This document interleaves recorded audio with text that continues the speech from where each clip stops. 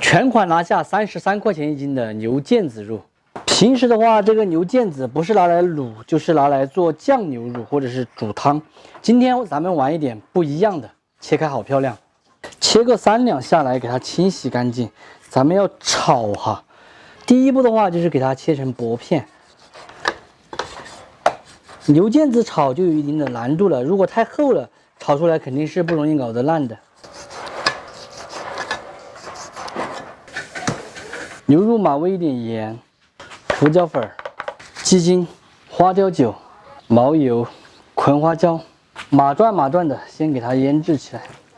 姜蒜给它配一下后炸碎，尽量多一点。再来点鲜椒碎。配菜准备点子姜、葱黄、香菜。锅里来点纯菜籽油，先把锅炙一下。其实炒这样子的菜最好是用猛火炉或者柴火灶更香。把锅炙好后下牛肉。先用大火快速的给它炒散。咱们的这个牛肉是没有码淀粉的哈，就是吃了一个原汁原味的小炒。烧油煸炒，下配菜，酱油来一点，花雕酒，下子姜和葱黄，来一点糖、鸡精，起锅前淋一点香油、建华花椒油。四川人做菜一定都离不开这个花椒油哈。今天我用的这一款呢，就是建华花椒油，它是选用汉源鲜花椒炼制的，没有任何的添加剂以及防腐剂等等，老少皆宜哈。这样子的一个大瓶是500毫升，基本上够咱们家里面用个大半年的量了。现在搞活动也特别的划算。喜欢我同款花椒油的朋友，点视频下方链接直接去购买就可以了。它的用途呢是特别的多哈，像平时炒菜、烧菜起锅前给它来上一点，整道菜的香味口感都会提升很多。拌馅料、吃面条、做小吃等等，放一点口感都更好。下香菜，翻炒均匀就可以关火出锅了。看起来颜色方方面面就特别到位。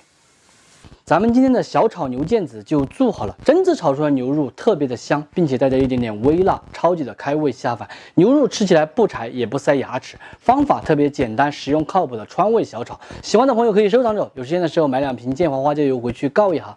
不喜欢的就只有免费看完撒够了。先吃根葱，先吃块牛肉。这牛肉好有嚼劲哦。那但是一点都不柴。相比炒的嫩牛肉哈，完全是另外一种风味。调到这个牛肉有筋膜的地方，然后就有点面扯扯的。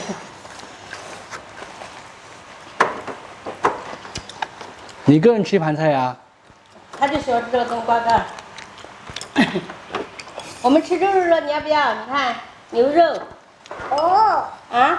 哎呦，牛肉，对了。我要吃冬瓜。